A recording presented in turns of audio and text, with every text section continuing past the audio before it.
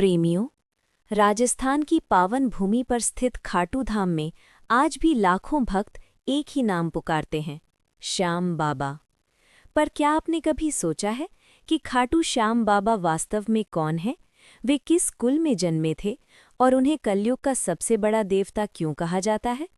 इन सभी प्रश्नों का उत्तर छुपा है एक अद्भुत और दिव्य कथा में, जिसका वर्णन महान ऋषि वेद व्यास ने पवित्र स्कंद पुराण में किया है।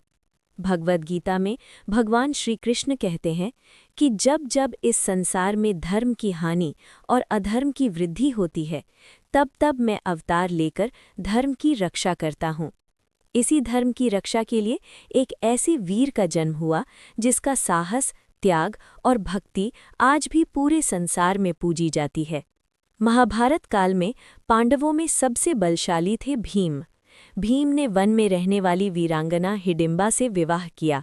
समय बीता और उनके घर जन्म हुआ एक शक्तिशाली पुत्र का, जिसका नाम रखा गया घटोत्कच। घटोत्कच बड़ा होकर एक महान योद्धा बना।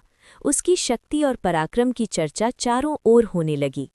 कुछ समय बाद उसका विवाह हुआ एक सुंदर और वीर राजकुमारी से, जिसका नाम था मोरवी। भगवान श्री कृष्ण के आशीर्वाद से ये विवाह संपन्न हुआ और कुछ समय बाद मोरवी ने एक दिव्य बालक को जन्म दिया। उस बालक के घुंघराले बाल शेर की आयाल जैसे थे। उसके चेहरे पर जन्म से ही अद्भुत तेज था, इसलिए उसका नाम रखा गया बर्बरीक। किसे पता था कि यही बालक आगे चलकर इतना महान योद्धा बनेगा कि स्वयं भगवान श्री कृष्ण भी उसके पराक्रम की परीक्षा लेंगे। और यही वीर बर्बरीक कलयुग में खाटू श्याम बाबा के नाम से पूजे जाएंगे। लेकिन बर्बरीक को इतनी अद्भुत शक्तियां कैसे मिली, और महाभारत के युद्ध में ऐसा क्या हुआ कि भगवान श्री कृष्ण को उनसे एक अनोखा दान मांगना पड़ा? ये अद्भुत कथा हम जानेंगे अगले भाग में।